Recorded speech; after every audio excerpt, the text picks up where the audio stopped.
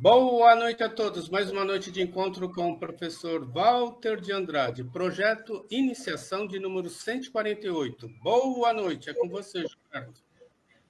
Olá, boa noite. Estamos ao vivo, sejam bem-vindos a todos. Estamos aqui de volta. Hoje o programa Projeto Iniciação de número 148.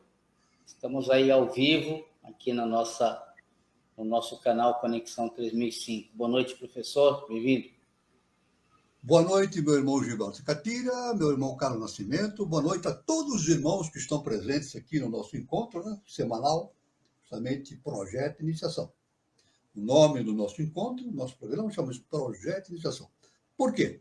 Porque o Projeto Iniciação é o projeto mais importante que uma pessoa tem que realizar na vida.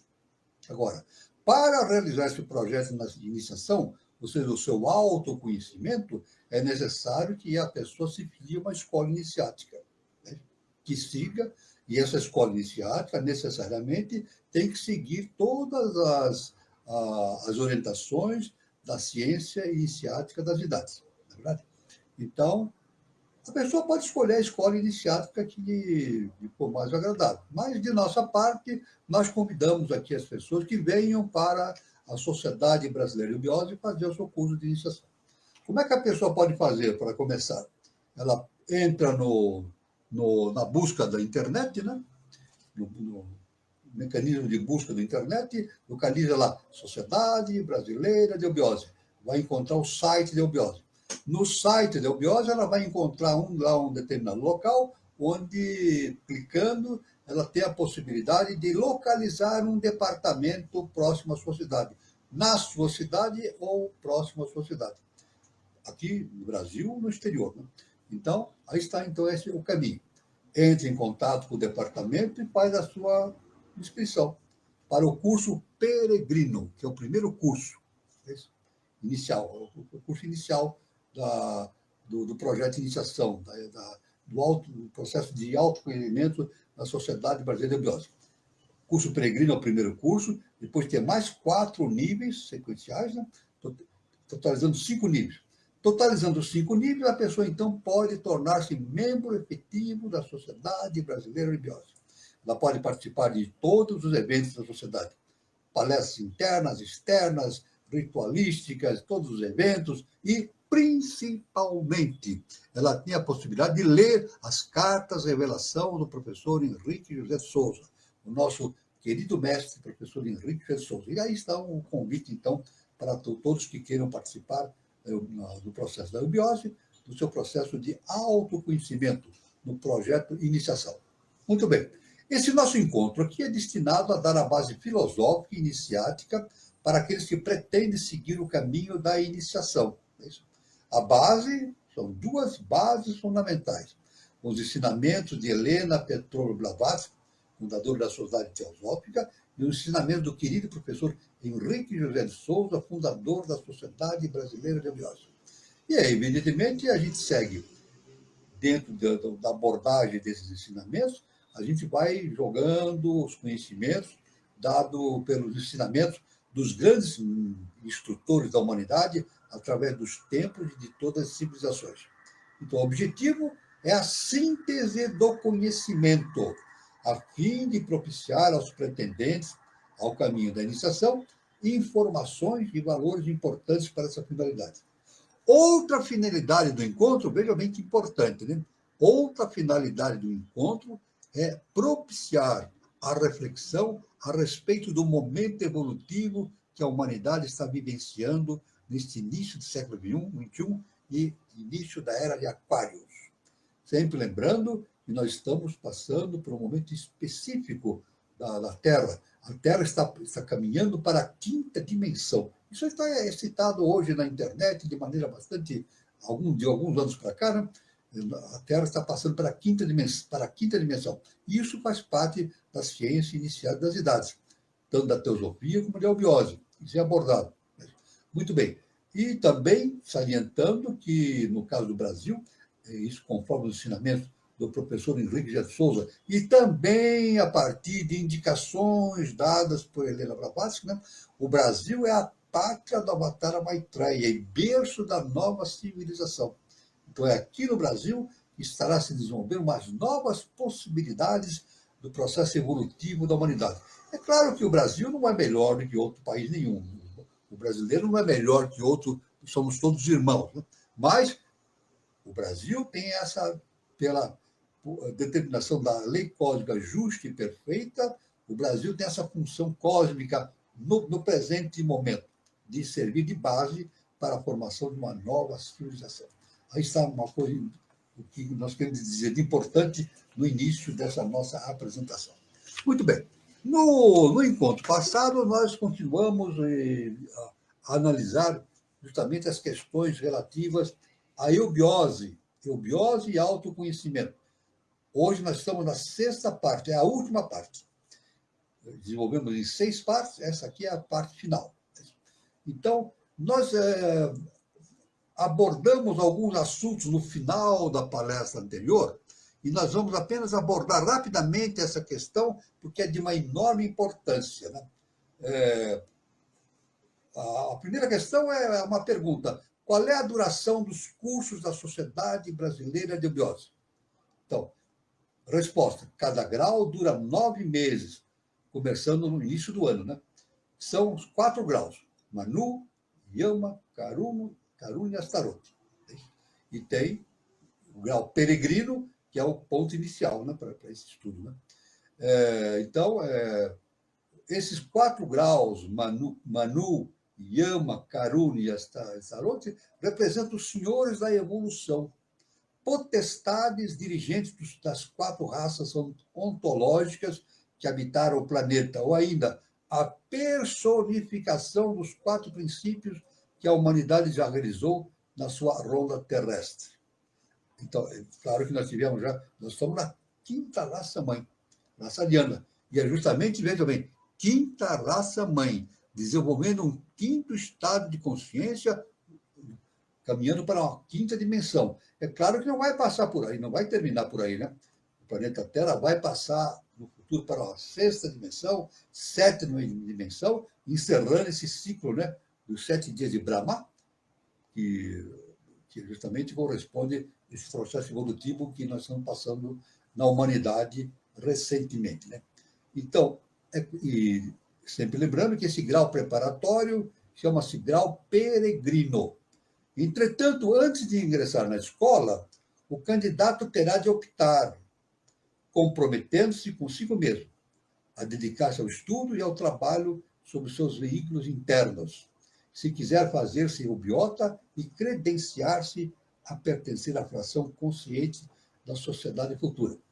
Vamos dizer o seguinte: a pessoa faz os cursos preparatório, depois outros 4 graus, aí entra para a eubiose. Aí a pessoa diz: sou diferente. Não, não é diferente. Aí, não é que se tornou melhor. O fato de ter entrado para a eubiose não significa que a pessoa se tornou melhor. Ela tem a oportunidade indiscutível dentro da humanidade, uma oportunidade que é raríssima, de fazer o seu projeto evolutivo com uma rapidez maior. Isso que é importante.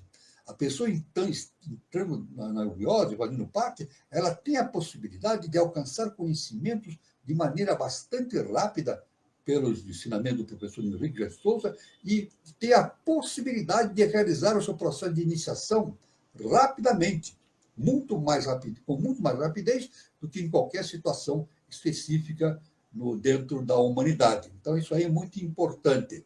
Devemos salientar também que isso aí é muito antigo, né? Esse comportamento da eubiose, né? E a pessoa vai, marca o início do seu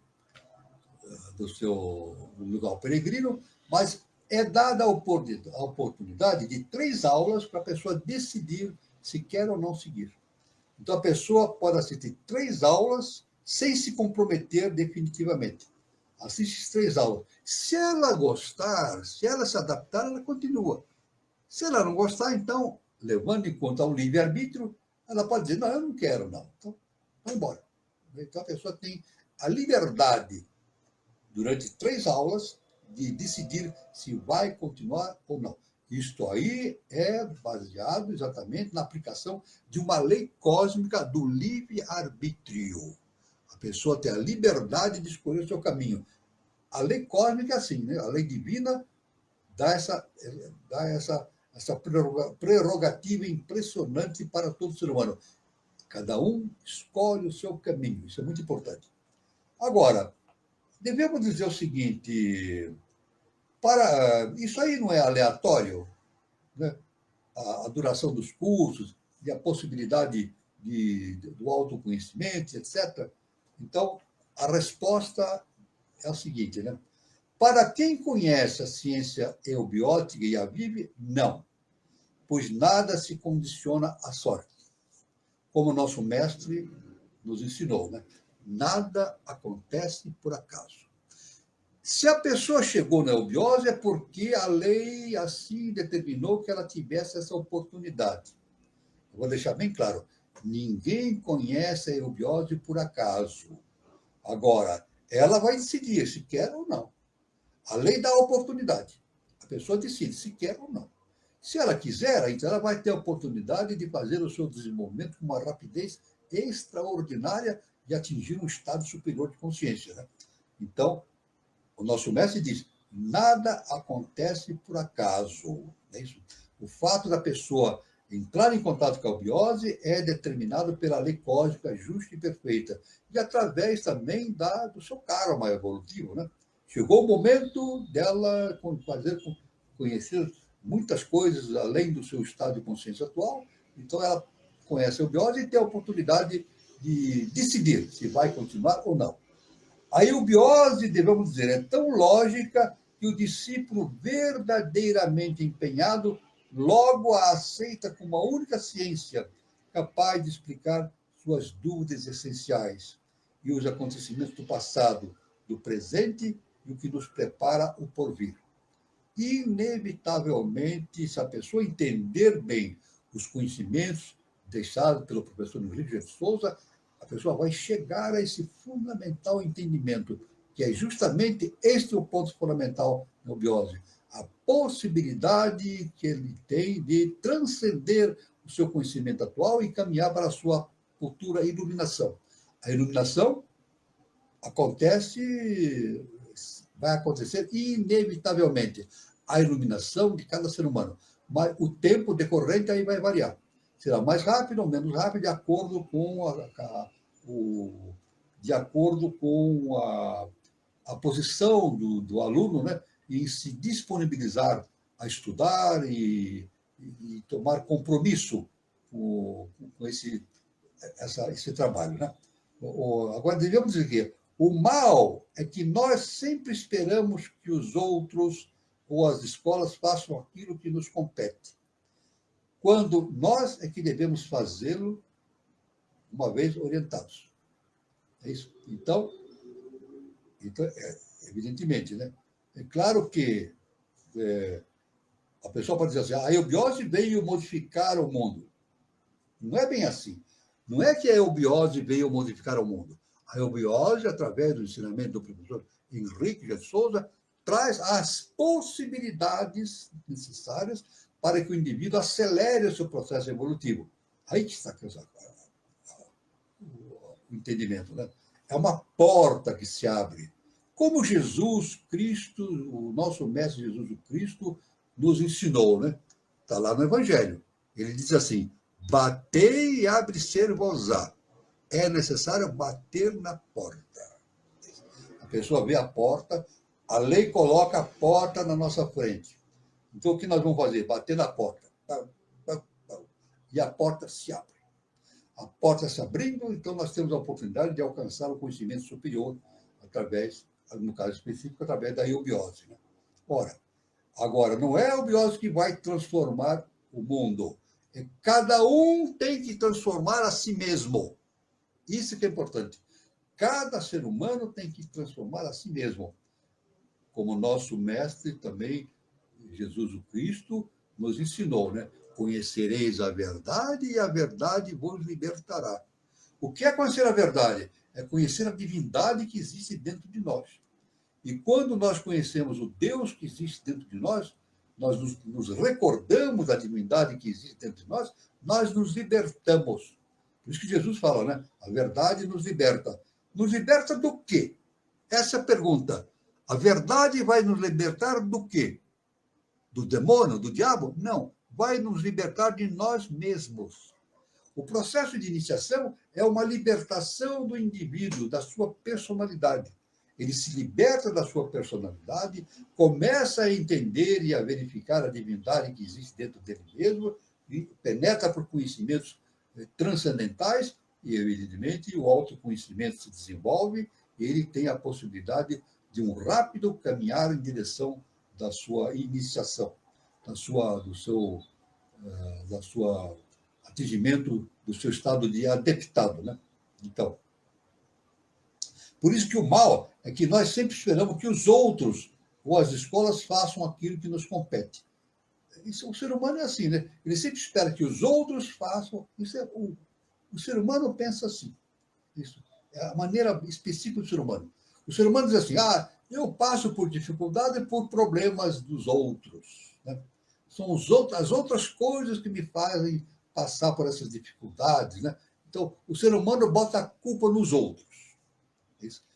Isso é um engano, um fatal engano do ser humano, na verdade. Tudo que acontece conosco é fruto unicamente das nossas ações. Lei universal, lei cósmica, justa e perfeita. A lei do karma. Tudo, vamos repetir, né? Tudo que acontece para nós depende da lei do karma, depende das nossas próprias ações, é fruto das nossas próprias ações. Né? Somos instrumentos da divindade para executar o plano cósmico na face da Terra. Nós somos instrumentos. Isso. O que nós somos? Instrumentos. Nós fazemos alguma coisa? Criamos alguma coisa? Inventamos? Nós, como dizemos, é o ser humano. O ser humano inventa, cria. Não, ele apenas é instrumento justamente dos arquétipos, das ideias universais. Então, o processo da iniciação é nos tornarmos cada vez melhores instrumentos para a divindade. Não é verdade? Porque a nossa ignorância é indiscutível, né? O que nós sabemos do universo? Sabemos muito pouco, uma migalhinha. Por isso que Sócrates, o grande sábio, que foi considerado o homem mais sábio de Atenas na sua época, ele afirmou o seguinte: tudo que sei é que nada sei. Quando Sócrates falou tudo que sei é que nada sei, ele mostrou que ele era um sábio. Sábio é aquele que sabe perceber a extensão da sua ignorância. Vamos repetir? Sábio é aquele que percebe a extensão da sua ignorância. O indivíduo que diz que sabe tudo, que entende, que tem solução para tudo, esse é um ignorante. Ele não sabe nada. Na verdade, não sabe nada. Ele precisa ter muito para aprender, né? Então, a gente tem que ficar com Sócrates, né? Tudo que sei é que nada sei. Nosso primeiro dever é preparar bem os nossos instrumentos de realização na vida. Cristo declarou que a vinha é grande e precisa de muitos servos. A vinha, né? A plantação de uvas é muito grande e precisa de muitos servos para realizar o trabalho. Em outra passagem, Jesus, o Cristo, deixou bem claro o seguinte: olha que Jesus disse: muitos serão chamados e poucos os escolhidos. Não é verdade? Todos são chamados, muitos são chamados, mas os escolhidos são poucos. Agora, não são escolhidos porque Deus determinou, há uma preferência de Deus, não. São escolhidos pelo seu próprio comportamento espiritual. É isso? As pessoas se tornam escolhidas por si mesmas, para a divindade, para tornar-se merecedoras dos novos plantios, né? Dos processos que se sucedem na evolução da humanidade. Né? É certo que recebemos o convite. O convite está sempre presente. Minuto a minuto, segundo a segundo, fração de segundo, nós recebemos a oportunidade do nosso desenvolvimento espiritual. Deus está sempre nos oferecendo a oportunidade. Sempre. A cada fração de segundo. Agora, resta-nos fazer todo o possível para pertencermos à elite escolhida. Aí está, então. Referindo-nos justamente à questão do Brasil, né? O Brasil é o berço da nova civilização. Mas esse berço da nova civilização será realizado por uma elite espiritual brasileira. Vamos deixar bem claro. Será uma elite espiritual brasileira que vai dar fundamento a essa nova civilização. Então nós devemos lutar. Qual é o nosso dever? É lutar, através do autoconhecimento, para participarmos dessa elite ou ajudarmos essa elite a realizar o seu processo cósmico para a transformação do planeta e a evolução espiritual da humanidade como um todo. Agora, alguma consideração final nesse ponto que nós estamos abordando. Né? A consideração finalizando, né? Esse trecho que nós dedicamos aqui para os nossos queridos irmãos, como síntese do final da nosso último encontro, podemos dizer o seguinte, que a humanidade vive atualmente uma época semelhante à de Galileu. Época de transformação. Choque de ideias. Galileu quase foi queimado vivo na fogueira na Inquisição ao afirmar que o nosso sistema planetário era heliocêntrico, Sol no centro, e não geocêntrico, Terra no centro, como queriam que fosse. Ele foi obrigado a negar. Galileu foi obrigado a negar a teoria do heliocentrismo. E ele não fez questão. Ele disse, tá bom, então ele não se fez de rogado, não ficou afirmando perante o papado, né, que a respeito da teoria do heliocentrismo. Então ele foi solto, foi liberto. Né? Mas, então, ele dizia que a Terra se movia ao redor do Sol. Então ele teve que, publicamente, negar perante o papado que não era assim. Então, como ele negou, ele não bateu o pé nessa questão, ele foi libertado. Né? Então, diz a história que, na saída, em latim, né, diz assim, Galileu falou assim, baixinho para aqueles que o chegavam, e por se move. Ou seja, mas, entretanto, ela se move. Na saída do local onde ele foi julgado, ele diz, não, mas, entretanto, devo dizer, a Terra se move ao redor do Sol. Justamente é heliocentrismo. E hoje é indiscutível, né? A questão do heliocentrismo, né? Nós sabemos que tudo gira ao redor do Sol. Aliás, no universo é assim. Sempre existe um Sol central e tudo gira ao redor. Os planetas, ou outros sóis, né? Existem sóis que giram ao redor de outros sóis, planetas. Então, é tudo girando, né? Vai girando, né? Isso aí no universo. Isso a própria astronomia constatou esse fato, né? Hoje, podemos afirmar, hoje, qualquer criança sabe que os planetas giram ao redor do Sol e não da Terra. Aí está. Qualquer criança sabe disso, que a Terra gira ao redor do Sol e todos os planetas giram ao redor do Sol. Da mesma forma, atualmente, poucos compreendem a eubiose. Agora sim. Atualmente, poucos compreendem a eubiose. É muito difícil de entender. Daqui a algum tempo, todos estarão também em condições de compreendê-la.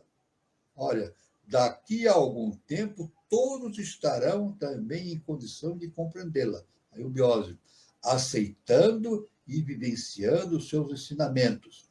Pois ela, como Galileu, ensina as coisas como elas são, e não como querem que elas sejam.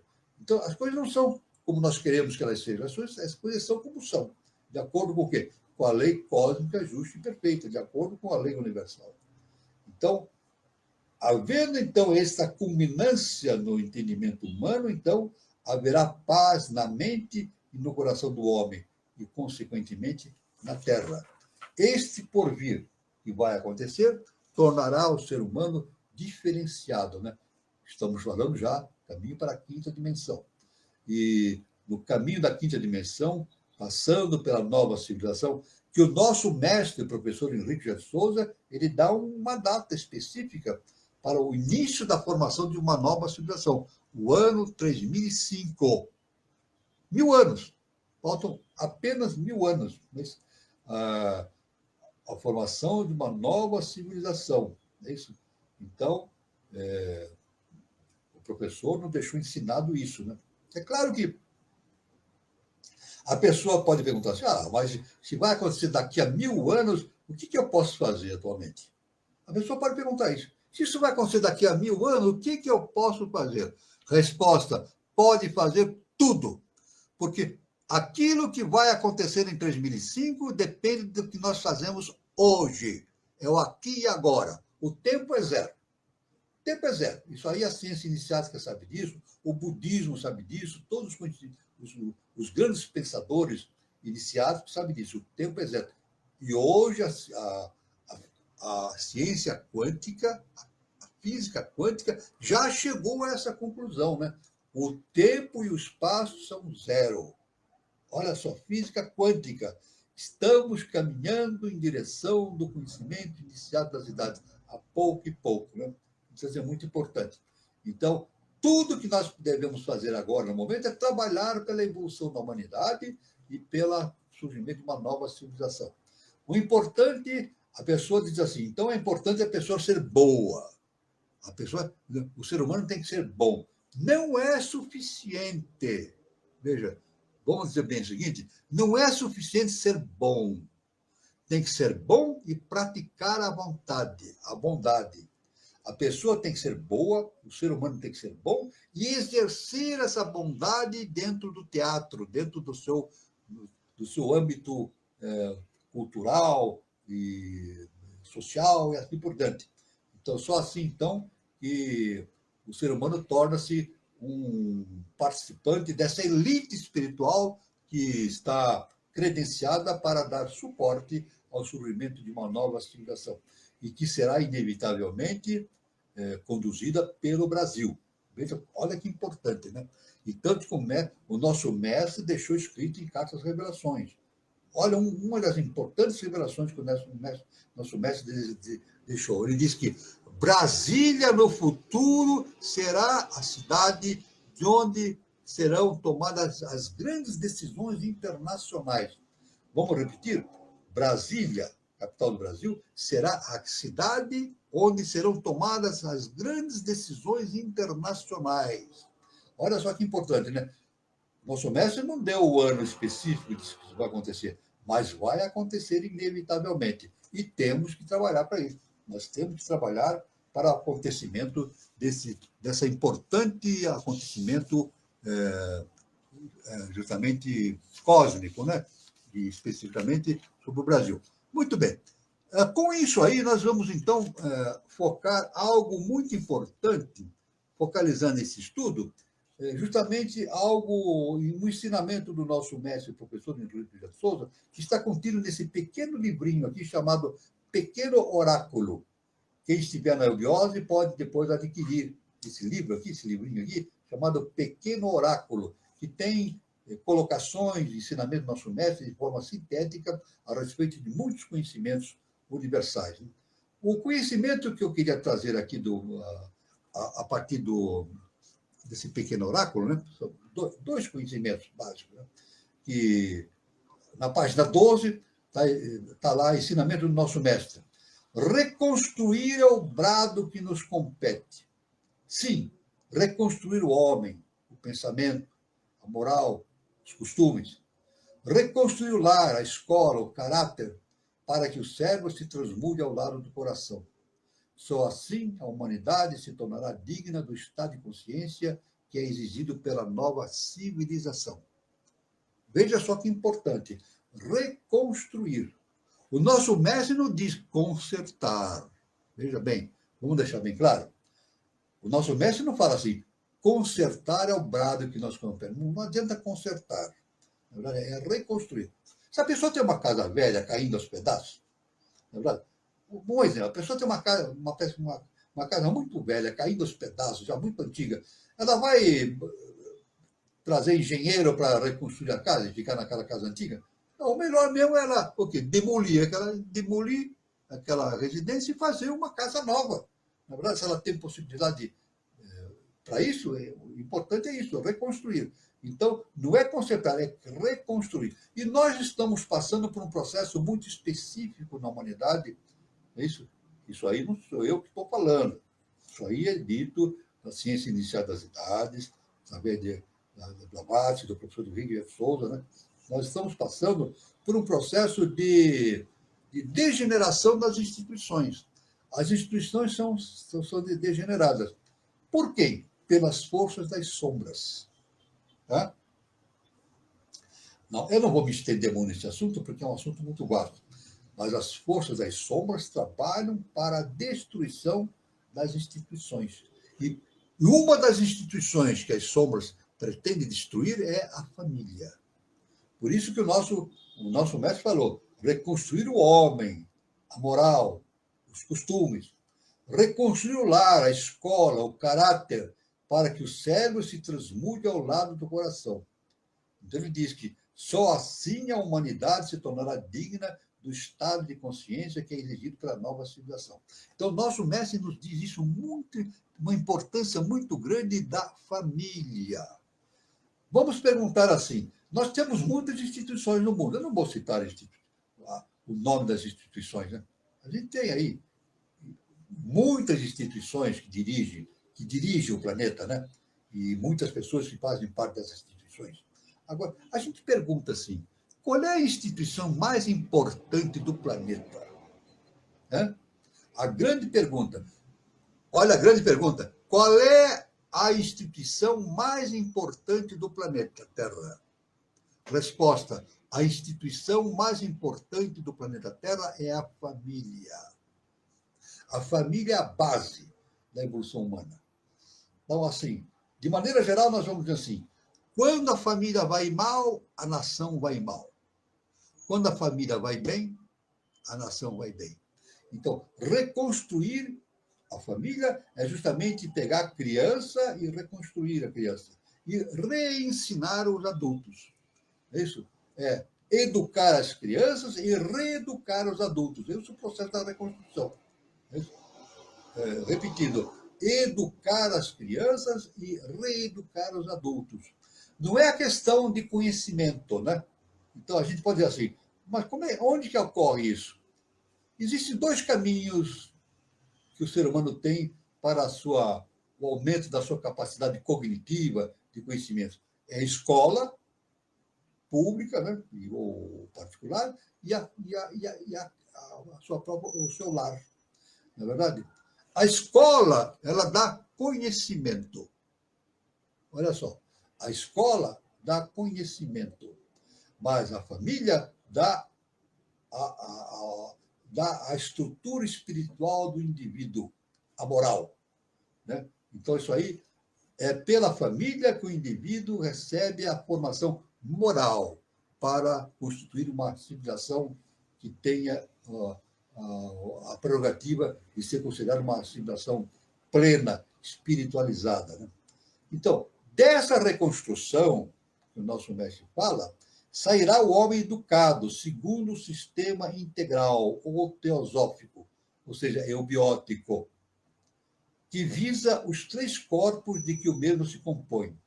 O físico, para as funções perfeitas do organismo, ou o cidadão apto a defender a pátria e, por conseguinte, a família.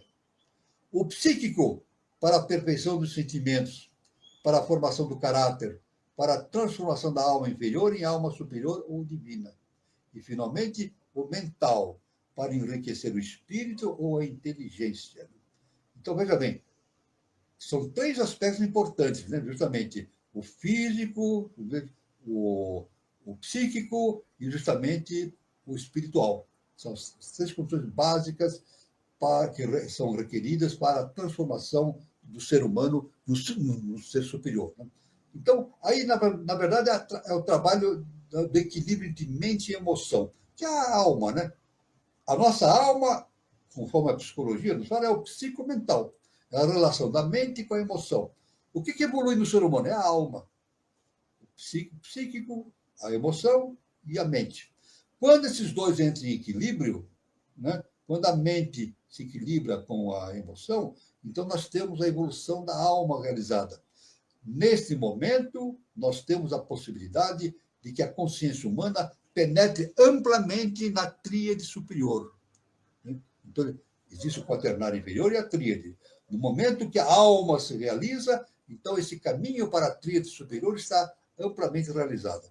É claro que isso não acontece de repente, né? Isso vai acontecendo através do tempo, através das reencarnações. Por isso que é necessário que o processo da reencarnação. E sempre dizendo que a reencarnação é uma necessidade evolutiva do ser humano. Ninguém atinge o adeptado, a sua iluminação, fora do estado físico denso. É necessário estar focado, estar vivenciando num estado denso, ou seja, reencarnado. Somente se realiza espiritualmente através do reencarne. Ninguém pode se tornar um adepto no astral, no mental, quer dizer, desencarnado. Isso não acontece. É justamente porque, quando o indivíduo faz o seu adeptado, ele vence as barreiras que o limitam. Ele vence as limitações da sua personalidade, daquilo que está ligado com o mundo físico denso. É por isso que é necessário estar reencarnado, né? Estar dentro de um corpo físico para que o indivíduo se torne um adepto. Siddhartha Gautama foi assim, né? Ele se realizou, ele se iluminou, isso, encarnado. E devemos dizer, olha, em ciência iniciática das idades, Siddhartha Gautama foi o primeiro ser da raça ariana que se iluminou. Olha que importante essa informação. Foi o primeiro, ele é um ser da raça ariana, quinta raça mãe. Foi o primeiro ser da raça ariana que obteve a sua iluminação. Então nós devemos seguir os ensinamentos do Siddhartha Gautama e de todos os grandes mestres, né, como Jesus o Cristo e outros tantos mestres, para justamente realizar uma superação das limitações, justamente dessa nossa relação com o mundo físico denso. Ou seja, superando e dominando e superando as limitações justamente da personalidade. Né? Depois aqui nós vamos aqui, na página 34 do Pequeno Oráculo, nós vamos ver um outro ensinamento do nosso mestre para ir sintetizando esses conhecimentos que são muito importantes. Olha só o que o nosso mestre nos ensina. Né? Olha que importante. O professor Henrique José de Souza. Há uma diferença muito sensível entre perceber e entender a verdade. O nosso mestre diz, há uma diferença entre perceber e entender a verdade. A pessoa pode perceber que existe uma verdade, mas não sabe o conteúdo dela. Mas no momento em que ela penetra dentro de si mesma, através do autoconhecimento, ela tem a possibilidade de entender a verdade. Entender a verdade é mergulhar dentro da sua consciência interna, da sua divindade. Porque Jesus, o Cristo, nos afirmou, né? Está no Evangelho. Vós sois deuses. Somos deuses. Como somos deuses? Com tantos erros que a gente comete, tantos equívocos, somos deuses? Sim. Ciência iniciática das idades. Somos deuses esquecidos da nossa origem divina. Repetindo, somos deuses esquecidos da nossa origem divina. E o processo da iniciação, do autoconhecimento, é justamente relembrarmos a divindade que existe dentro de nós. Atingirmos e passarmos a vivenciar. Tanto que quando o indivíduo torna um adepto, ele deixa de ser um ser humano e passa a ser um ser super-humano. Continuando aqui o que o nosso mestre nos ensina, entre perceber e entender a verdade, o nosso mestre nos ensina o seguinte: podemos percebê-la, a verdade, né, com o coração e entendê-la com o cérebro. A gente percebe com o coração, mas entendemos com o cérebro. Então, aí realmente é esse equilíbrio do psicomental, né, da alma evoluída. Né? Ou melhor, podemos sentir a verdade intuitivamente e examiná-la intelectualmente. Nós podemos perceber a existência da verdade, mas é através da parte mental que nós podemos penetrar na profundidade desse conhecimento. Se os que vivem nesse século cultivassem a faculdade de perceber a verdade pelo coração, examinando depois por meio da inteligência o que sentiram, muito breve teríamos por toda parte uma condição melhor e mais feliz da sociedade. Assim nos ensina o professor Henrique José de Souza. Porém, a desgraça de nossa época consiste em que as faculdades intelectuais foram elevadas ao último extremo do seu poder de resistência para as formas exteriores das coisas, sem perceber o seu caráter espiritual, por meio do poder da intuição. Então, conhecer da verdade não é justamente tomar conhecimento, aumentar o sentido do conhecimento como informação. Conhecer a verdade não é aumentar a quantidade de informações. Uma faculdade nos dá as informações. Vamos deixar bem claro? Quem faz uma faculdade, ele obtém informações. A escola é sempre assim. A escola primária, a média, depois superior, ela nos dá informações.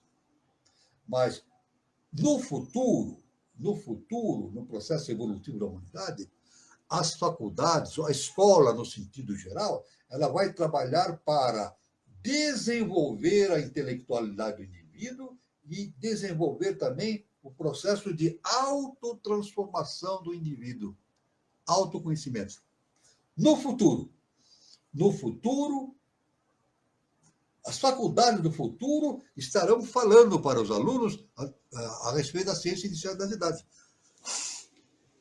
Veja bem, nas faculdades do futuro, as faculdades entrarão em consideração sobre o conhecimento inicial das idades.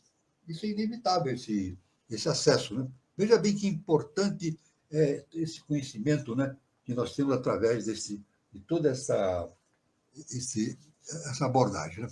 Muito bem, vamos continuar então aqui, continuando com o professor Henrique José de Souza.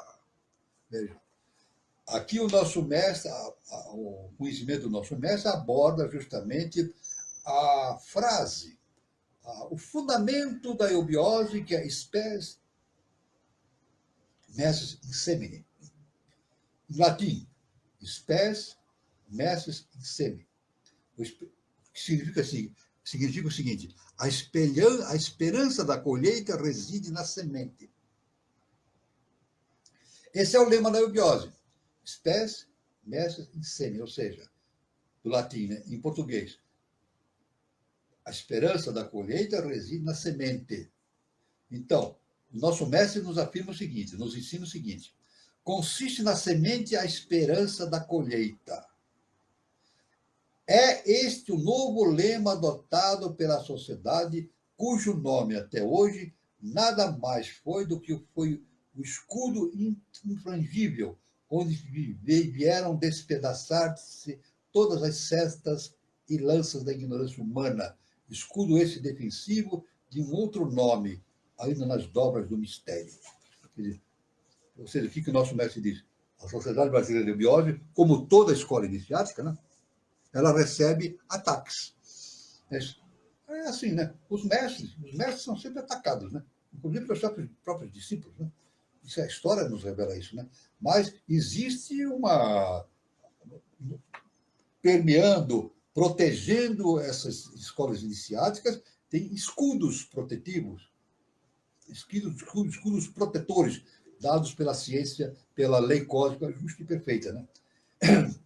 Nosso mestre continua dizendo o seguinte: na quietude búdica dos santuários privilegiados, não há forças contrárias ao bem, ao belo e à verdade, que aí possam completar a sua obra de destruição. Tal a fragilidade do ponto morto, de onde procede em desarmonia, portanto, com as forças vitais das correntes construtivas do universo. As forças das sombras, então, conforme o nosso mestre afirma, as forças das sombras podem agir quanto elas quiserem para destruir e impedir o processo de evolução da humanidade. Mas o bem, as forças da luz, sempre estarão presentes. Na verdade, as forças das sombras, quando tentam destruir as instituições e as escolas de iniciação, elas estão se autodestruindo. Não é verdade? O poder, a vontade de ter o poder de destruir o próximo, as coisas, origina a sua própria autodestruição. Então, aí, justamente, o equilíbrio entre o bem e o mal. Né? quando o mal age, ele está produzindo mal, mas também está produzindo um bem, porque ele está alertando as pessoas a respeito dos desequilíbrios existentes na humanidade. Olha só que importante. Quando as forças do mal agem, elas produzem o mal, mas elas provocam o despertar da consciência dos seres humanos. O ser humano olha e diz assim, puxa vida, tem algo aí de estranho que está acontecendo. Então ela vai tirar as suas conclusões. Então, na verdade, não existe, na verdade, pela lei da polaridade, não é o bem e o mal, é o necessário. Não existe, na verdade, o bem e o mal em si mesmo, mas sim o necessário. Aquele que houver acompanhado com um pouco de interesse o desenrolar dos fatos ocorridos em Dharana, que é Dharana? O nome Dharana, Sociedade Mental Espiritualista, fundada no dia 10 de agosto de 1924, há 100 anos, né? Há mais de 100 anos, vai completar 101 anos, a formação da Dharana, Sociedade Mental Espiritualista. Então, nosso mestre diz, aquele que houver acompanhado com um pouco de interesse o desenrolar dos fatos ocorridos em Dharana, desde o início de sua fundação, não precisa ser portador de grandes dotes intelectuais para deduzir que algo de mais importante, se assim é possível dizer, jazia oculto além do primeiro plano divisado na matéria física. Então, evidentemente, o nosso mestre diz, existe a matéria física, mas por trás dessa matéria física existe embutido o conhecimento universal. Resta a nós penetrarmos nesse conhecimento, ou seja, penetrar dentro da nossa própria consciência para entender a raiz de tudo. Né? O arquivo de Dharana, que é o início da Sociedade Brasileira de Obiose, no início chamava-se Dharana, né? O nosso mestre diz, o arquivo de Dharana é um repositório das mais belas e valiosas revelações, que ora se completam na maior de todas, ou seja, o ponto culminante há muito visado pelas aspirações elevadas dos dirigentes do destino humano. Né? Então, na história da Sociedade Brasileira de Obiose, no seu início, em 1924, foi dado o repositório, a base e o fundamento de todo esse conhecimento que depois se desenvolveu nos anos que se seguiram, né? 100 anos depois, né? Mais de 100 anos. Maia, ou seja, a ilusão, continua o mestre, Maia, ou a ilusão, tal como sempre, incumbiu-se magistralmente do seu papel de iniciadora do gênero humano, em caminho para a luz, e hoje, vencida pela intensa e perfeita concentração da mente em determinado objeto interno, acompanhada de uma completa abstração de todas as outras coisas pertencentes ao universo exterior, ou mundo dos sentidos, que é Dharana, o sexto grau da yoga de Patanjali, realizou-se a grande profecia dos deuses imortais, já muito prometida. Então, os deuses, através da mitologia, a gente sabe que os deuses sempre nos revelaram que a iniciação, o processo de iniciação era algo inevitável para a humanidade. Desde a Índia, Egito, Tibete e assim por diante. Né? E, realmente, Dharana, que foi o início da eubiose, veio justamente com essa missão de trazer esses conhecimentos para a humanidade no ciclo atual, para levá-la justamente em direção de uma quinta dimensão, a nova civilização. No trabalho natural, continua o professor, hein? No trabalho natural das proximidades dos grandes dias de festa em Dharana, tudo vem se transformando, menos a missão, que continua sendo a mesma. A missão é a mesma. Qual é a missão de Dharana, da Obiose e nossa? É justamente realizar a obra do Eterno na face da Terra. Realização da obra do Eterno na face da Terra, como que veículos de Deus, veículos da divindade na face da Terra. Né? Então, missão continua sendo a mesma desde os seus estatutos, até o vitorioso e memorável nível que trazia com tanta grandeza, né? Para que em 8 de maio próximo tenha realizado o grande ideal dos seres da sabedoria.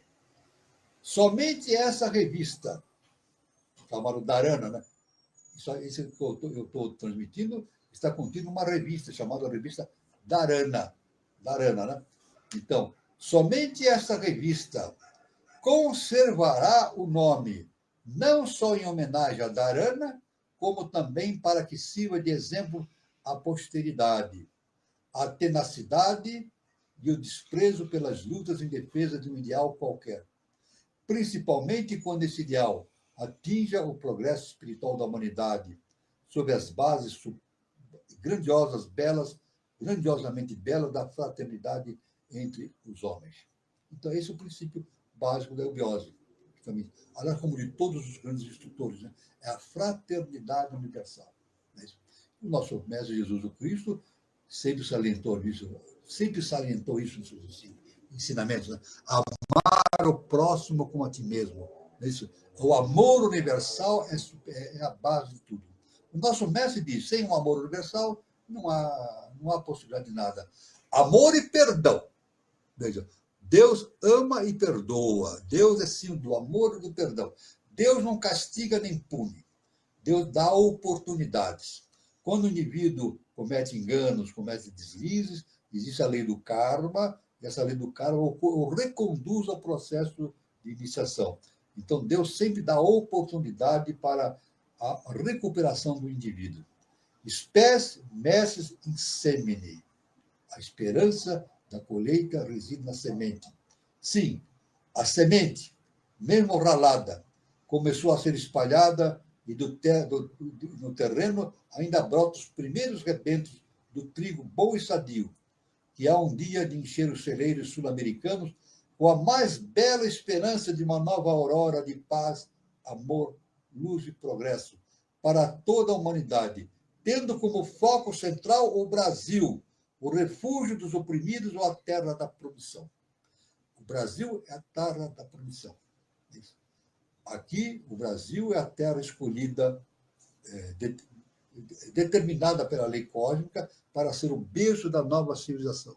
E os brasileiros, então, têm essa grande responsabilidade, né, de se tornarem cada vez mais íntegros, mais próximos a uma elite espiritual para dar surgimento a uma nova civilização no Brasil, em terras americanas, sul-americanas e no mundo inteiro. Né? Encorajados e fortalecidos sejam todos quantos trabalham pelo mesmo objetivo, embora por caminhos diferentes e difíceis. Né? Então, o mestre termina esse ensinamento falando o seguinte: seja a paz com todos os seres. Então, luz, paz e amor para todos. Né? Então, isso aí o nosso mestre termina isso de maneira bastante específica. Então, a gente pode ver que a finalidade principal da iniciação é conduzir o homem à realização espiritual. O que é a iniciação? Conduzir o homem à realização espiritual. De início, devemos frisar que a palavra realização não deve ser entendida aqui apenas no seu conteúdo psicológico, como sendo a exteriorização no campo do consciente das possibilidades que permanecem latentes e que necessitam ser atualizadas, quase sempre por um processo adequado de aprendizagem para formar a personalidade que distingue e caracteriza o homem. O valor psicológico do termo não encerra a totalidade da significação interior dessa palavra, autoconhecimento, que resume em si a chave da iniciação e o mistério da própria existência. A própria existência, então, está relacionada à questão da realização interna. Então, existir realmente é realizar-se internamente. Esse é o propósito da evolução, né? Então, o nosso mestre disse que no universo maiado, a gente percebe que desce vida e energia e sobe vida e consciência. A vida e energia desce até os limites mais profundos da materialidade, e depois a consciência que é projetada nesse campo volta novamente através da espiritualidade para a casa do Pai. Então, por isso que o Mestre Jesus o Cristo, ele sempre deixou claro isso, né? Estamos num processo de retorno à casa do Pai. Né? Não o conteúdo de sua plena acepção, autoconsciência, a interpretação psicológica do termo.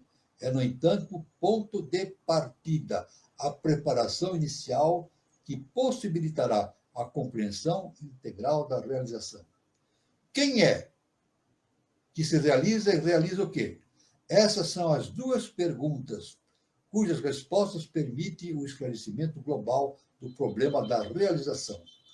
O homem é que se realiza e a realização da sua natureza interior. Então, o homem se realiza, o ser humano se realiza, realizando justamente a sua natureza interior, ou seja, projetando de si a sua divindade cósmica, a sua divindade deífica, para o mundo objetivo. Né? O mundo objetivo. Então, por isso que no processo de iniciados na escola, isso o nosso mestre nos ensina, né? Que o nosso dever, o nosso trabalho, é fazer com que Deus caminhe com pés humanos sobre a face da Terra. Olha que interessante. O processo da evolução é fazer com que Deus caminhe com pés humanos sobre a face da Terra. Nós temos que nos tornar justamente seres divinos, conscientes, encarnados. Nós somos seres divinos. Sempre fomos, sempre seremos. Mas esse processo de descida para o mundo objetivo, mais denso, nos cerceou esse entendimento, né? E foram criados véus. E nós temos, então, que desvelar, tirar esses véus para o entendimento final da nossa natureza deífica, né? Todavia, o homem não é uma entidade simples, se apresenta revestido de um certo número de atributos, a que chamamos personalidade, e está sujeito a reações imprevisíveis. A resposta não foi, portanto, precisa, pois envolve uma complexidade e perde a sua unidade fundamental, a sua coerência lógica, dissipando-se a sua função esclarecedora. O homem é uma individualidade, o ser humano, né? É uma individualidade que se distingue das demais pela sua personalidade. Somente o ser humano tem a personalidade. Um animal não tem personalidade. Não tem, quer dizer, o psicomental, né? A personalidade é essa relação do psicomental, a alma. Se assim é o problema da realização, se concretiza com a objetivação da personalidade através da individualidade, na plasmação de um tipo que se diferencie e se imponha à coletividade dos padrões. Então, a questão toda é transformar essa personalidade em individualidade, transcender as limitações humanas e nos transformarmos em seres com consciência divina. Então, é claro que a forma de diferenciação, que é uma razão da personalidade, se efetua por atributos novos, particulares a cada um. Cada um, então, atinge o conhecimento à sua maneira. Impressionante. O processo evolutivo não é igual para todos. Cada um realiza a sua maneira. E o nosso mestre diz, é muito importante que cada um tire as suas próprias conclusões a respeito disso tudo. A soma total desses atributos se manifesta como a personalidade, que em si não existe, mas é criada pela tendência inata à individualização, que gravita como uma qualificação imperiosa a uma entidade ou a um ser, ou ainda circula em torno da individualidade para lhe imprimir um cunho singular de um quê? De diferenciação. Então, o processo então da iniciação é nos tornarmos transformar essa personalidade na individualidade. Ou seja, deixarmos de ser... Nós não somos seres humanos, estamos passando pela experiência humana. Veja bem, não somos seres humanos, estamos passando pela experiência humana. Mas quando chegarmos ao nosso processo de adaptado, nós deixaremos de ser seres humanos e seremos seres super-humanos. Daí, não para por aí. Devemos ser seres subdivinos, divinos, e retornar à casa do Pai, finalmente. Muito bem. Então, aí nós encerramos aqui a sexta parte da nossa peregrinação, através desse conteúdo iniciado que nós denominamos eubiose e autoconhecimento. É a sexta e parte final que nós estamos abordando, né? Então, eu passo a palavra ao nosso irmão Carlos Nascimento para que todos que estão na sala possam participar através de perguntas, através de ideias, sugestões e assim por diante. Muito bom, professor. O senhor fecha essa série de programa com um tema interessante, importante, né? E ressaltando, né, a importância do nosso país, né, do Brasil. Como tudo, né, professor, caminha para esse sentido comum, né? O itinerário da evolução que passou por tantas civilizações, né? Índia, Egito, Europa, e hoje ela aporta aqui no Brasil. É interessante a gente compreender a importância disso, né, professor? Exatamente. Então, nós devemos dizer o seguinte, que esclarecendo, né, seguindo o ensinamento do professor Henrique de Souza, né, que o processo de desenvolvimento da humanidade passa agora pelo Ocidente. Passa pelo Ocidente. Veja bem. A base do o Ocidente é baseado em 3 conhecimentos fundamentais. Vamos falar do Ocidente, hein? 3 conhecimentos fundamentais. O conhecimento judaico-cristão, o conhecimento da Grécia Antiga, clássico, e o direito romano. São os 3 conhecimentos básicos. Então, tudo bem? Então, aí que ver do tempo da Bíblia, né? Dos tempos bíblicos, passando pela Grécia Antiga, isso, clássica, e depois pelo Império Romano. São as bases justamente do processo evolutivo da humanidade em terras no Ocidente. Porque o Ocidente é melhor que o Oriente? Não, não é isso. É que a fase é essa, a tônica do ciclo é o Ocidente. Mas tudo veio do Oriente. É isso. O conhecimento que nós temos aqui foi tirado do Oriente, da Índia, do Tibete, e em parte também do Egito, né? Grande parte do Egito, mas o Ocidente realmente tem essa responsabilidade. E no centro desse Ocidente, na parte central desse Ocidente, o nosso mestre coloca o Brasil como a pátria do Avatara Maitreya. Nós já falamos isso, né? Já abordamos isso durante 6 encontros, nós falamos sobre esse tema. Pátria do Avatara Maitreya. Quem quiser pode ir no YouTube, está lá tudo registrado, né? Esses 6 encontros. Né? Então, nós fazemos parte da pátria do Avatara Maitreya, berço da nova civilização. E nós devemos trabalhar com afinco para a realização desse projeto da divindade e na paz da Terra, através da lei cósmica justa e perfeita. Muito bom, professor. Gilberto, você tem alguma colocação para fazer?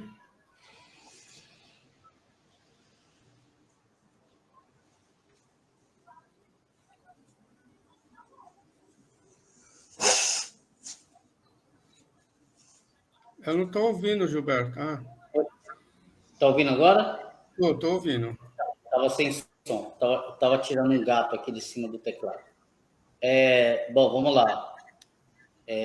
Só um recado rapidinho para o pessoal que está acompanhando. Só um minutinho, peraí. Tá uma confusão aqui. Pronto, voltei. Bom, vamos lá. O pessoal que está acompanhando aí, hoje é o programa de 148, né? A gente está aqui no pós-carnaval, ainda no ritmo aí de festa, né? Para quem estava comemorando. E hoje é o dia das mulheres também, né? Então, uma data especial no pós-carnaval e também o dia 8 de março. Então, parabéns a todas. O recado para aqueles que estão acompanhando é o de sempre. Por gentileza, compartilhe o conteúdo para um amigo que goste desse material, desse assunto, desse tema. Manda para um colega que está pensando. Para você que está iniciando aí os estudos, vai começar as aulas, ou quer ainda pesquisar mais a fundo, hoje é o 148, então tem bastante conteúdo aqui no canal, dentro desse tema, para você se familiarizar com esse assunto. Tem bastante informação. E para quem quiser iniciar, tem vários departamentos aí, presencial, da eubiose, tem o EAD, tem várias opções. Então, fica aí uma dica. Curte aqui o vídeo no canal, isso ajuda no desempenho do nosso canal aqui na plataforma. E se você for inscrito, aliás, se você estiver pela primeira vez aqui, passando pela primeira vez, se inscreva no canal e clica ali no sininho das notificações, porque você é avisado sempre que tem alguma atividade, tanto aquelas regulares como aquelas que tem eventualmente, né? Como hoje, por exemplo, nós tivemos aqui uma live à tarde, vocês podem procurar aqui no canal. Tivemos uma palestra da Cláudia Bocchilli falando do ano de 2025, então você pode procurar aí para quem gosta de astrologia. Está aí no canal uma palestra que foi feita no departamento da Eubiose de Santana, tá? Então, sempre que você é inscrito no canal, você recebe essas notificações, tá? O outro recado essa série que o professor está encerrando hoje, ela tem 6 episódios, fechando com o de hoje.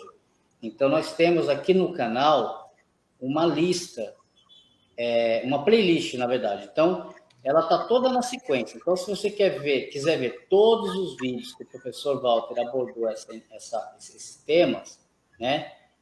Lá do primeiro vídeo até o vídeo de hoje, assim que terminar essa live, você vai aqui embaixo, ó, no vídeo, vai estar fixado no primeiro comentário um link. Você clica no link, vai aparecer todos os vídeos que o professor abordou, então você pode rever todos os vídeos, você pode ver algum que você tenha perdido, caso você tenha visto, né?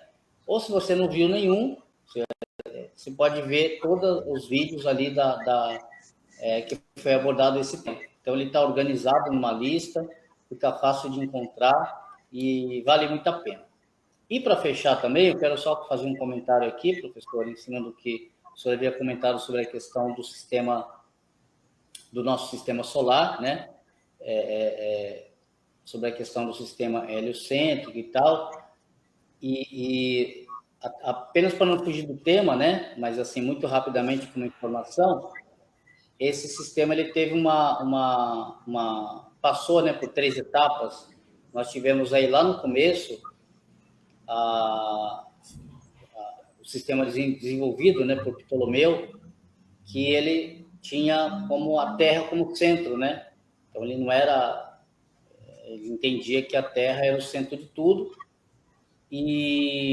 Mas ele era muito apoiado pela igreja, ele era muito católico, apesar de ser astrônomo, astrofísico, etc. e tal, mas ele era muito apoiado pela igreja, então ele tinha esse apoio, apesar de ser contestado por Copérnico.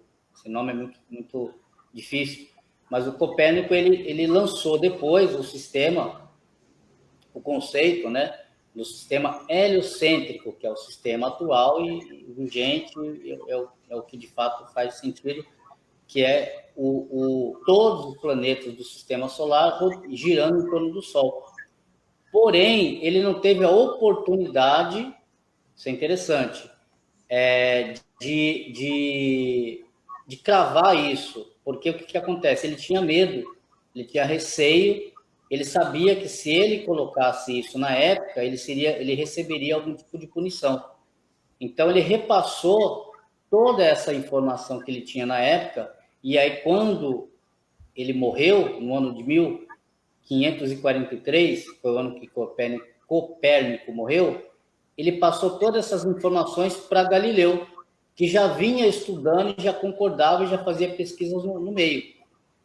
E, curiosamente, no ano em que ele passou, que ele já estava na fase final, foi justamente quando ele passou todas essas informações, ele morreu. E aí Galileu já tinha todas essas informações e levou adiante. E aí Galileu, conforme Copérnico havia previsto, queria acontecer com ele recebeu uma punição da igreja no ano de 1564. Ele foi preso, foi punido, foi excomungado pela igreja por conta dele defender essa ideia que é real, que nós temos hoje. E aí tem uma curiosidade. Galileu, ele foi absolvido pela própria igreja que puniu ele no ano de 1564, pelo Papa João Paulo II. Galileu foi absolvido dessa punição, de excomunhão que ele recebeu, no ano de 1992. Então, o Galileu, ele passou por todo esse processo. Ele foi punido, foi preso, foi excomungado, e ele recebeu perdão, ele foi restituído, né, da sua honra, do seu legado, pelo Papa João Paulo II, no ano de 1992. Era só essa informação aí, muito brevemente, que eu fiz um resumão aqui de tudo, desse processo, que eu queria passar para vocês, que eu achei interessante o professor abordar esse tema, que é bom, né, a gente entender o processo, como o professor disse, de como que as coisas funcionam, né? Então, era isso, Carlos. Bom, é claro que, viu, Carlos e o Catira, é claro que agora vamos analisar a coisa de maneira mais ampla, né? Pelo conhecimento iniciático, a gente percebe, já lendo aí, que na antiguidade as pessoas percebiam que a Terra não era o centro do universo. Não se tinha uma ideia assim, científica como se tem hoje, né? Mas tinha isso uma realidade que o Sol era muito importante no processo evolutivo nosso, né? Do sistema solar, etc., né? Mas eu quero dizer que esta polêmica que surgiu foi dentro do catolicismo, né? Tudo bem? Dentro do Ocidente, né? Não se podia dizer que a Terra não era o centro do sistema solar. A cabeça do Papa, a cabeça dos padres, né? Não estou dizendo a Igreja Católica, né? A Igreja Católica é uma coisa, o pensamento dos seres humanos. Né? Eles tinham seus motivos lá para achar que dizer que a Terra não era o centro do sistema solar é algo incompatível com o conhecimento da religião. Né? Mas esse é um dogma, era um dogma, né, que teve que ser enfrentado por Galileu, Copérnico, etc. Né? Mas a gente sabe que, na antiguidade, eles tinham uma noção de que o Sol era o centro do sistema. Né? Tinha uma importante... Isso no Egito, na Índia, esse conhecimento era muito importante. Mas esse problema surgiu dentro do conceito religioso católico aqui no Ocidente. Né? Isso foi pertinente ao Ocidente. Nós devemos dizer que isso é muito importante. É claro que o sistema solar ele vai passando por transformações. Né? O sistema solar que nós temos hoje não é o mesmo sistema que nós tínhamos anteriormente. Né? O sistema vai se transformando. O nosso mestre, na revelação, ele fala, inclusive, que próprio Júpiter e Saturno eram dois sóis. Ele disse, de uma revelação, ele afirma que isso há bilhões de anos atrás, Júpiter e Saturno eles eram sóis, eles tinham... Depois, agora eles foram esfriando, né? Vai esfriando, hoje se tornaram planetas, mas são planetas ainda gasosos, e não se tem na ciência um conhecimento que existe uma superfície em Júpiter, uma superfície em Saturno, né? A entendimento que são planetas gasosos, né? E eram sóis antigamente. Então, na verdade, antigamente o sistema solar é um processo trino, né? Tem 3 sóis, né? O nosso Sol atual e 2 sóis girando ao redor dele, que eram Júpiter e Saturno. Depois eles foram esfriando e estão hoje numa fase de existência ainda no plano gasoso. Né?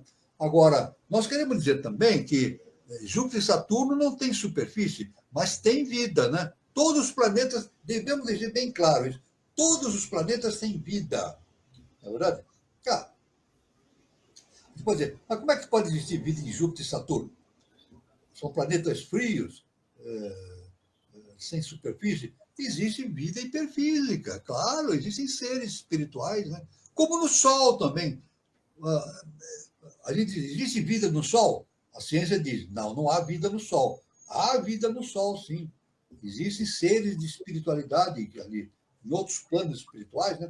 Aliás, um grande filósofo da antiguidade, né? Que agora me escapou o nome, ele diz que existia uma circulação de consciência entre o Sol e a Terra, né? De seres espirituais que subiam e desciam em direção da Terra e para o Sol, né? Depois eu vou lembrar o nome desse filósofo grego, né? Vou me lembrar depois, agora está me escapando o nome dele. Então, Tudo no universo tem vida, o Sol tem vida. O Sol, inclusive, gira ao redor de outro Sol, que é Sirius, que é uma estrela de primeira grandeza da constelação do Cão Maior. É isso. Sol gira ao redor de Sirius. E ao redor de Sirius, o professor nos ensinou que giram mais 6 sistemas solares. Na verdade, ao redor de Sirius giram 7 sistemas solares. A ciência não sabe disso ainda. Ao redor de Sirius giram 7 sistemas solares, do qual um dos sistemas é o nosso sistema solar. E o nosso mestre afirma que Sirius tem consciências muito mais superiores ainda, vida, né? Muito mais superiores daquelas que existem no Sol nosso. Existem seres de uma grandeza espiritual que a gente não pode nem imaginar o que seja, né? Em Sirius, que é o centro, nós giramos ao redor de Sirius, né? Que é justamente o Cão Maior, né? Que é justamente relacionado com o terceiro trono, né? Nosso terceiro trono. Né? Então, veja bem que a história do sistema solar é muito grandiosa. Né? O importante também a salientar, né? Expandindo mais esse conhecimento do heliocentrismo, geocentrismo, né? Hoje, a ciência astronômica sabe muito pouco a respeito do cosmos. Né? Por quê? A ciência astronômica, primeira coisa, a astronomia estuda o passado. Olha que coisa importante. A astronomia estuda o passado, porque a luz chega das estrelas, das galáxias, levam bilhões e bilhões de anos para chegar na Terra. Então, nós não sabemos como é a estrutura do universo hoje. Olha que importante, nós não temos ideia, no mundo científico, qual é a estrutura do universo hoje, porque são figuras, são emanações do passado que chegam a nós, que a luz, ela caminha a 300 mil quilômetros por segundo no vácuo, né? Então demora bilhões e bilhões de anos. Uma outra perspectiva também interessante é que a astronomia apenas considera o mundo físico denso, né? O universo é um mundo físico denso, mas não é só assim. O universo, como um todo, tem um mundo físico denso, depois tem um vital, o astral, e assim vários níveis hiperfísicos. E cada nível hiperfísico desse universo tem consciências vivendo espirituais, e assim por diante. E mais ainda, né? O nosso mundo físico denso não é o mais denso do universo. Veja que importante. Nós vivemos aqui a matéria física densa, o material, né? Que é o mineral, não é o mais denso do universo. Existem níveis muito mais densos no mundo que nós conhecemos. Isso a ciência sabe. Isso aí a ciência sabe. Buraco negro. A ciência sabe que no buraco negro existe matéria de uma densidade infinita, uma densidade extrema. Tanto que a ação gravitacional de um buraco negro é tão intensa que a luz não escapa. Por isso que é um buraco negro. É por isso que o buraco é negro, porque a luz não consegue escapar de lá, desse buraco negro. Né? Então, eu até estava lendo e a gravitação é muito intensa, né? Então, eu li um determinado livro de física, né? Um físico experimentado, um estudioso do assunto, ele diz que, olha só que impressionante, que nos buracos negros existe luz no estado líquido. Existe luz no estado líquido. Olha só, é tão intensa a gravidade que as partículas da luz, né? Os fótons, se agregam tanto que eles produzem um estado de fluidez líquida. Então, quer dizer, o universo é uma coisa espantosa. Nós sabemos apenas, a ciência astronômica sabe apenas uma migalhinha a respeito do universo. Mas é uma coisa extraordinariamente imensa que nós não podemos ainda entender. Muito bom, professor. E aproveitando também que o senhor falou em família, né, professor? E a gente hoje comemora o Dia Internacional da Mulher. Dia da Mulher, eu esqueci de falar. O Dia da Mulher. A importância da mulher na família, né, professor? E a mulher gera, ela cria, ela cuida, ela forma o caráter da criança, né? E o homem está sempre ali amparando e buscando lançar tudo isso para o mundo, né? Aliás, eu sempre falo nas palestras, nas aulas, eu não posso falar isso numa revista ou numa rádio, porque é um conhecimento transcendental, né? Eu só posso falar em ambiente fechado ligado ao ambiente transcendental, né? Porque aí muitas pessoas não vão entender. Mas eu digo assim, quem manda no mundo é a mulher. Olha só o que eu estou falando, quem manda no mundo é a mulher. Tanto que quem forma o ser humano é a mulher, no lar. Exatamente. A mãe. Né? O que é mais importante que nós temos no lar? O pai é importante, mas a mãe é uma coisa impressionante. Né? A mãe é que mantém tudo unido, tudo. Não é isso? O próprio marido fica. O marido gira ao redor da mulher, pô. Eu não estou sendo feminista, não, né? A mulher tem intuição, ela percebe as coisas e tem um sentido materno. Agora, por que eu digo que a mulher manda no mundo? Porque quando um ser humano reencarna como mulher, ele é projeção da divina mãe. Não é isso? Veja bem, nós não somos homens e mulheres. Nós estamos passando uns pela experiência feminina e outros passando pela experiência masculina. Isso vai alternando, né? A lei do karma vai determinando se a pessoa nasce homem ou mulher ou trans, sei lá. Isso aí o importante é entender isso, né? Que determina a lei kármica, o karma que comanda isso tudo, né? Agora, quando, indiscutivelmente, pela ciência iniciática, quando um ser humano encarna-se como mulher, esse ser humano ele recebe aquele influxo da mãe divina. Impressionante, né? Agora, quando eu digo que quem manda no mundo é a mulher, quem estuda história, a história não fala isso. A história oficial não entra nesse ponto. Né? Mas tudo que aconteceu no mundo é a mulher que determina. Vocês estão percebendo isso? Começa no paraíso. Começou no paraíso. Quem determinou o futuro do paraíso? Eva. Na verdade, Deus entrou no paraíso, Deus foi falar com Adão? Não, ele foi falar com a Eva. Deus não foi falar com Adão, Adão estava dormindo lá. Ele foi falar com a Eva. Foi a Eva que... Aí tem um pecado capital, aí é o dogma, né? Mas ela que decidiu a questão, né? E sempre a mulher é que decide, né? A guerra de Troia. Quem é que está no centro da guerra de Troia? Uma mulher, não é verdade? Quem fez a independência do Brasil? Foi Pedro I? Não. Foi a Leopoldina, a princesa Leopoldina. Ela assinou a independência do Brasil no dia 2 de setembro. No dia 7 de setembro, foi um emissário, né? O emissário foi a cavalo do Rio de Janeiro, encontrou Dom Pedro I aqui e avisou que a princesa Leopoldina tinha assinado a independência do Brasil. O Dom Pedro I bateu o martelo, então, confirmou a independência do Brasil. E assim por diante, né? Na Revolução Francesa também, né? Maria Antonieta, né? Que era a principal figura da Revolução Francesa, Maria Antonieta, a mulher. Então, toda vez que a gente vê a história, tem uma mulher no centro.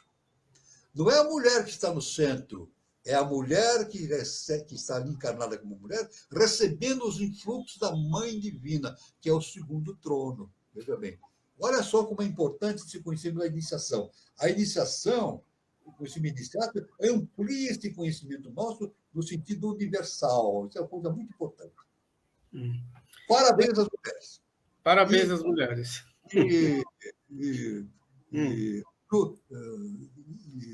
Vamos mentalizar sempre a nossa Mãe Divina, né? Que nos protege sempre. Isso. Eu vou aproveitar para passar uns recados. Tem umas perguntas aí do Guazelli que depois eu passo aqui, professor. Eu queria falar sobre o Espaço Shakti Nova Era, tá? É o Centro de Terapias Holísticas. Ele tem sua matriz na cidade de São Lourenço, sul de Minas Gerais. Quem estiver passando por São Lourenço, faça uma visita. Ele fica na Praça Helena Jefferson de Souza, 38, anexo 1, São Lourenço, Minas Gerais. Para mais informações, temos aí o telefone e o WhatsApp, prefixo 35 de São Lourenço, e o número é 997566874, e o endereço no Instagram, @ShaktiNovaEra. Lembrando que tem filial no Departamento da Eubiose de Brasília e 2 endereços em São Paulo, Departamento de Santana e Departamento do Sumaré. Então, hoje a gente teve uma palestra, né, lá em Santana. Quem quiser assistir depois, está gravado aí, a palestra pública, que foi hoje no Departamento de Santana, Conselheiro Salarga 538.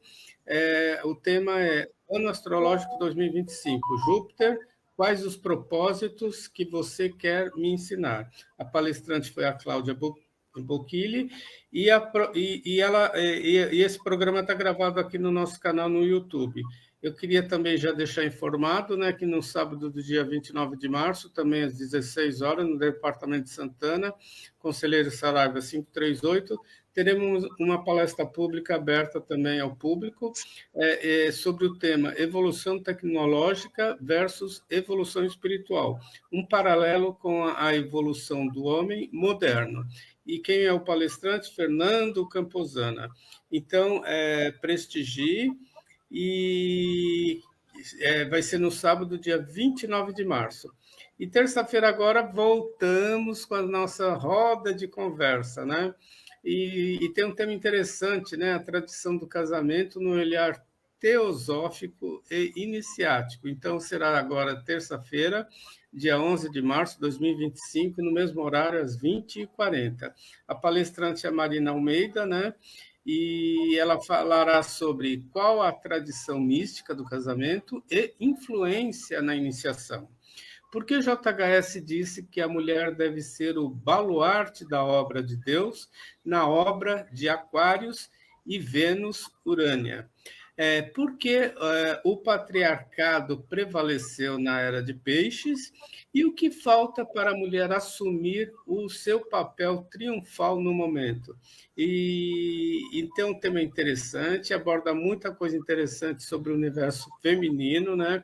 E hoje a gente está comemorando o Dia Internacional da Mulher, então estamos iniciando com esse tema, tradição do casamento no olhar teosófico e iniciático, com Marina Almeida. Os mediadores serão Eduardo Nunes e Daniela Troncoso. Prestigie, terça-feira, agora, dia 11 de março, no mesmo horário, às 20h40. Eu queria também falar sobre a série Peregrino. A gente, lá no Departamento de Santana, está começando nessa segunda-feira agora, dia 10 de março, às 20 horas. Então, a gente começa nesta segunda-feira e vamos estar acompanhando aí a série Peregrino até o final do ano, até dezembro. Então, quem tiver interesse, é só buscar informação no Departamento de Santana. Vou colocar um vídeo aqui para vocês. Eu sou o Carlos Nascimento, membro efetivo da Sociedade Brasileira de Eubiose, ligado ao Departamento de Santana, na rua Conselheiro Saraiva 538, e passo aqui para convidá-los para a série Peregrino. A série Peregrino terá início no dia 10 de março e toda segunda-feira teremos aula até o final do ano. Todo aquele que busca o autoconhecimento, vem estudar com a gente na série Peregrino. Todo aquele que busca conhecer a ciência iniciática das idades, as leis universais, os tátivas e muito mais, venham estudar com a gente. Então, faça a sua inscrição, pode vir assistir a aula sem compromisso, mas avise, ligue no telefone da Sociedade Brasileira de Eubiose, Departamento de Santana. Estamos aguardando. Início das aulas, dia 10 de março. Faça seu contato e venha. Um grande abraço.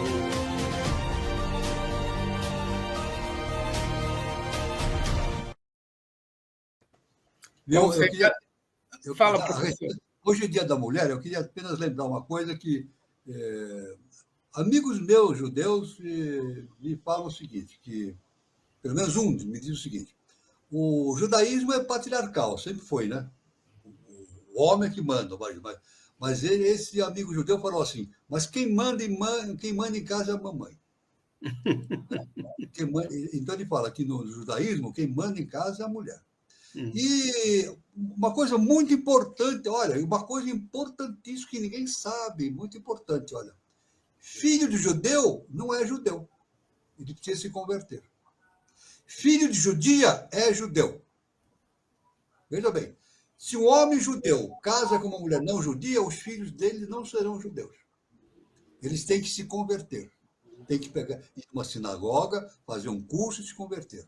Agora, se um homem que não é judeu casar com uma mulher judia, os filhos dessa mulher serão judeus. Não precisam se converter. Aí eu fui pesquisar. em sites judaicos, né? A questão dessa tudo. Então, uma importante informação que foi um dos sites que me disse é assim, que, olha que importante, no site do judaísmo me falou o seguinte: Judeu é filho de útero judeu. Olha só. Judeu é filho de útero judeu. Olha que importante, né? É por isso que no catolicismo a gente tem assim, bendito o fruto do vosso ventre, né? Jesus. Bendito é o fruto do vosso ventre, Jesus. Tudo se encaixa, tudo se encaixa. Então parabéns pelo Dia das Mulheres. Não é por acaso, né? Justamente pela ação da Mãe Divina, né? A ação do segundo trono, e todos têm. Nasceu mulher, está servindo de veículo para a Mãe Divina. Olha, cada ser humano que nasce mulher, ele torna-se veículo da Mãe Divina. E por isso que a importância da mãe, da mulher na sociedade, para a formação. Né? Uma outra coisa importante, veja, na antiguidade, né? A gente nunca viu, nas grandes impérios da antiguidade, os reis mandarem as mulheres para a guerra. Alguém já viu isso? Não, nunca. Mulher não ia para a guerra, em lugar nenhum do mundo. Mulher fica em casa cuidando dos filhos. O homem vai para a guerra. É bucha de canhão, né? O homem é bucha de canhão. Morre um, mas a mulher coloca mais 10 no lugar. Né? Agora, quem ficava em casa, quem ficava no país, a mulher cuidando da família e dos filhos. Porque os antigos sabiam, se eles acabassem com a mulher, mandavam a mulher para a guerra, acabava com a família, a sociedade deles, né? Eles punham a sociedade deles em estado de degradação. Veja bem como o conhecimento do ser humano bate bem com esse conhecimento iniciático. Né? É algo instintivo no ser humano, essa posição de proteger a mulher. Feliz? Parabéns às mulheres pelo Dia das Mulheres hoje. Muito bom, professor. E como estava falando lá no cartaz da Marina, né, a mulher... O professor dizia, né, o professor JHS, que a mulher é o baluarte da obra, né? É o baluarte da obra, exatamente. E, portanto, a mulher é o baluarte da família, né, professor? É a peça fundamental da família, né? Aliás, olha, vamos agora legalmente. Eu não estou mentindo, em muitos documentos vai o nome da mãe, não vai o nome do pai. Já perceberam isso? Aqui no Brasil, na lei. Qual é o nome da sua mãe? Eu já vi isso aí. Para mim, já aconteceu em várias ocasiões. Eles, em vez de perguntar o nome do pai, não. Qual é o nome da sua mãe? Então, põe o nome da mãe da gente. É por acaso? Não é por acaso. Não. A lei entende que a mulher tem essa... A lei, através servindo de veículo para a divindade, sabe exatamente a importância da mulher nesse contexto todo. Ô, professor, vamos fechar com a pergunta do Guilherme? Deixa eu ver aqui. Quantas encarnações são necessárias para ter o direito de nascer no Brasil? Quantas encarnações são necessárias para o direito de nascer no Brasil? Não, aí não tem... Nasce no Brasil karmicamente, né? Não quer dizer que quem nasce no Brasil já atingiu o estado evolucional. Não é assim, né? Aí nasce no Brasil... o professor diz assim, a pessoa nasce no país certo, na família certa, na cidade certa, nada acontece por acaso. Quando uma pessoa nasce, ela nasce exatamente no lugar onde ela devia nascer. Não é questão da sua evolução espiritual, não é verdade? No meio dessas pessoas, existem pessoas muito evoluídas e pessoas pouco evoluídas, nós estamos no Brasil. Agora, é claro que todos aqueles que nascem no Brasil, eles estão embutidos dentro de um conceito, de uma espiritualidade, né? Dentro de um nível energético que conduz à nova civilização. Agora, o importante é a gente fazer jus a isso, né? Nos tornarmos evoluídos e trabalharmos pela nova civilização e fazer com que o Brasil seja a nova civilização. Veja bem, revelação do professor Henrique G. de Souza, hein? Não é o Val que está falando, foi o nosso mestre que deixou escrito isso. Quem não estiver em condições de fazer parte das novas civilizações, não renasce mais na Terra ou no Brasil. Vamos dizer o seguinte? Isso aí do professor, hein? Henrique G. de Souza. Quem não estiver em condições de viver na nova civilização, não renasce mais na Terra. não reencarna mais na Terra, reencarnará em planetas obscuros, planetas mais inferiores. Isso está se falando agora. A internet está falando isso. Está se falando abertamente isso na internet, né? A questão da reencarnação, né? O transbordo, né? O transbordo da Terra para o... Não é, veja bem, não é punição isso, né? Deus não pune. Deus dá nova oportunidade. Então, cada um no seu momento específico, né? Justamente o que Jesus falou, é o joio e o trigo, a separação do joio e do trigo, né? Mas não significa a condenação de ninguém. Deus não condena, Deus dá nova oportunidade para todos, sempre, eternamente. Muito bom, professor. E o Guilherme faz uma colocação, mas eu acho que é para mim, mais para o Gilberto também. O áudio de Santana estava ruim. Viu, Guilherme? Que o programa de Santana é feito externo. Por exemplo, o programa aqui do professor Walter, a gente está tudo em estúdio, então ele tem uma acústica e um som legal. Agora, o Santana, como é feito uma parte externa, né, Gilberto? Acho que o som às vezes fica meio comprometido, né? Sim, sim. Tem algumas intercorrências lá, acaba às vezes falhando um pouco, então é por essa razão, infelizmente. A Eliana Pontes coloca, professor, nasce onde deve nascer, né, de acordo com o estágio de consciência e o karma necessário. Quando aderir ao processo iniciático, antecipa a evolução. Praticar os ensinamentos e viver pela lei. Então a pessoa nasce no momento adequado, né? No lugar certo, na família certa, de acordo com a lei do karma, né? Agora, também tem a quantidade de reencarnações, né? O nosso mestre, através do ensinamento iniciático, eles diz que são 777 reencarnações para cumprir um determinado estágio evolutivo. 777 encarnações.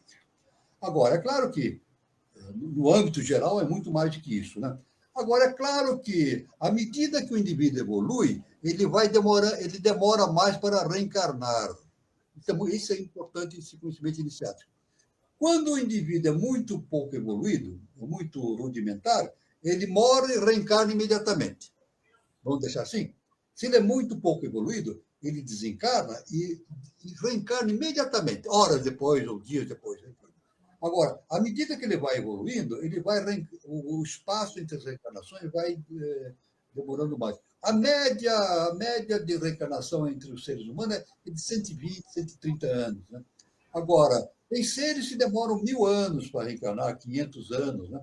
O espaço é mais dilatado, né? Então, quanto mais evoluído o indivíduo, ele vai reencarnando menor quantidade de vezes. Até chega um ponto que, quando ele torna-se adepto, ele não reencarna mais. Veja, eu estou dizendo não reencarna, mas ele pode encarnar. Existe uma grande diferença, iniciaticamente, reencarnação e encarnação. É isso. A reencarnação é kármica, a encarnação é dhármica, é movido por um processo superior. Então, o ser superior ele pode encarnar, se assim a lei determinar e se ele tiver algum trabalho para fazer. Agora, a reencarnação não é um processo kármico e tem que ser seguido, e é seguido sempre. Muito bom, professor. Então, chegou o momento de nos despedir. Eu agradeço a todos, né, pelo programa de hoje, principalmente o professor Walter, que nos trouxe todo esse conhecimento. Agradeço a todos que participaram, que nos prestigiam, todo projeto Iniciação aqui, e fica gravado o programa. Assiste quando vocês tiverem um pouco mais de tempo durante a semana, tá? Isso, está sempre gravado. Isso, e terça-feira que vem temos nossa roda de conversa, tema interessante, com a Marina Almeida. Pessoal, um bom final de semana, um bom final de sábado, um bom domingo, e curtam o Dia Internacional da Mulher, tá bom? No YouTube tem... Aqui é muito bom a gente estar em conjunto, né? Mas no YouTube tem uma vantagem, que a pessoa pode parar, né? Ela assiste, depois para, depois recomeça a ver o tempo que ela... Anota o horário que ela parou, depois... Então, ela tem possibilidade de ver muitos vídeos em várias etapas, por etapas. Eu faço isso, professor. Eu parei, por exemplo, parei em 29 minutos, depois eu volto nos 29 minutos. A nossa palestra dura quase 2 horas aqui, mas lá Isso, no isso. YouTube ela aparece 10 minutos, 15 minutos, meia hora e vai. É isso aí. Boa noite a todos. É com você, Gilberto. É isso aí, pessoal. Boa noite a todos. Bom restinho de sábado para todo mundo. Um bom domingo. Esperamos vocês aqui na segunda-feira e até o próximo programa. Um bom fim de semana. Boa noite, professor. Boa noite, meu irmão Gilberto Catira. Boa noite, meu irmão Carlos Nascimento. Boa noite a todos os irmãos que tiveram presentes aqui. Foi uma honra e uma felicidade muito grande. E luz, paz e amor para todos. E fiquem todos com Deus. Até o próximo encontro.